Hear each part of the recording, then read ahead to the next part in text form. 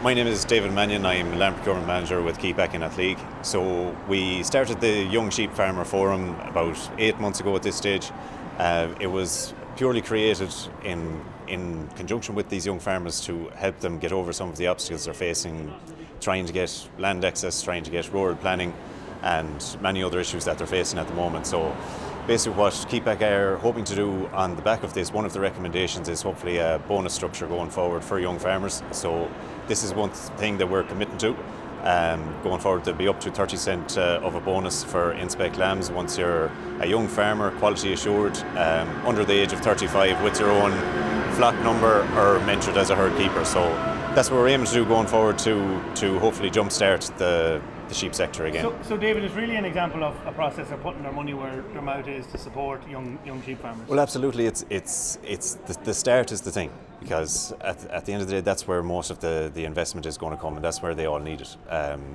We all know about the ages of sheep farmers in general and sheep farmers especially, we do find, but it is important to give them the best start that they can, and we're trying to do our part in that end of it anyway.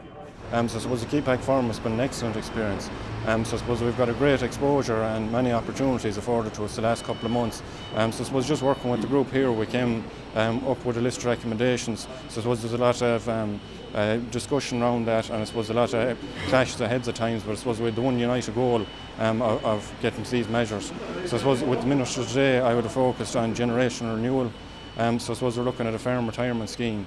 The scheme will be a 7-year scheme running, I suppose, farmers from 60 years age, 55 plus if there's health related issues there. So I suppose we're looking at a payment of between 500 and 625 euro a hectare, capped to 25,000. So I suppose that's based on the 40 hectares, which is the rough size of farms in Ireland. So I suppose he took the points on board, and he seems keen on the idea to work with us. So I suppose we're moving forward, we're pushing towards a meeting with the Ag Committee to get some of these recommendations done. And Eva, can you tell us a little bit more about what kind of recommendations you brought forward, and I suppose how you came up with the ideas that you did come up with? So we came up with the ideas from group discussions. The recommendation that I focused on was planning permission.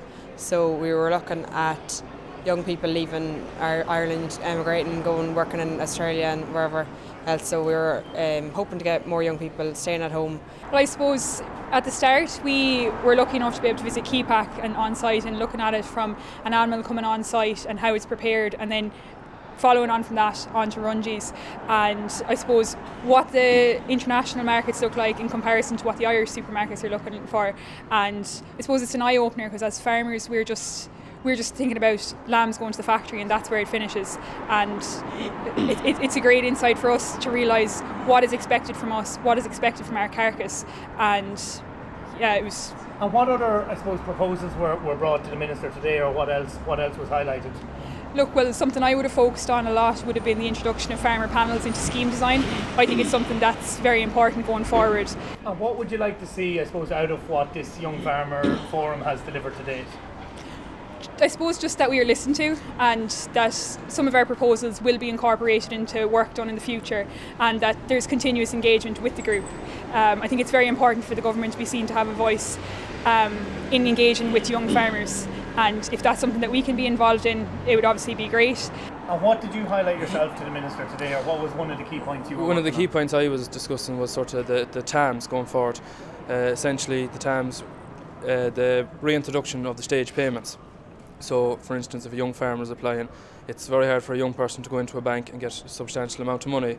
But if they knew on the backbone that they get a third of the payment, if they had a certain bit done, half it, the next bit, it would make it easier.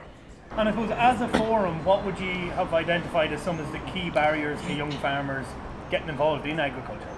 Well, I suppose financially is a lot of it, but there always is loans as well. But the older generation working and everything else, it's not given the opportunity for the younger people, because the older people aren't given a way out, essentially. So if you have a farmer heading into their 70s, early 70s, and if they're not given the retirement scheme, as Michael was stating, that there's something there for them to go to. But like we discussed with the Minister, that they're not banished, like the old scheme where you had to hide behind the wall and go out at night. There's no sense in that. So maybe that the young farmer has a little bit more financial control, but the older farmer is still involved. Yes, exactly. So you can link in and sort of start getting going, but also still have the help of your father, your mother, your uncle, aunt, all that. So you still have that help there. It's not just all thrown on you, and you can still continue on doing your part-time job if you cannot financially do farming full-time. So that's one of the main points we're taking. Yeah, so I'm Seamus McMenamin, I'm the sheep meat manager with Borbia. We were approached by Kepak last year to help support a young farmer scheme. There's obviously an issue with sheep, all sectors, but particularly sheep farming, and attracting young talent into the industry and giving them a voice and letting them be heard. And even then, from a Borbia point of view, we promote and sell Irish lamb all around the world. So the consistency of supply and quality of product are two of the key things that we want when we're dealing with a customer on the far side, and create long-standing relationships with the customers. So for that to be possible, we need youth coming into the sheep industry and give you a consistency and a quality of supply moving forward.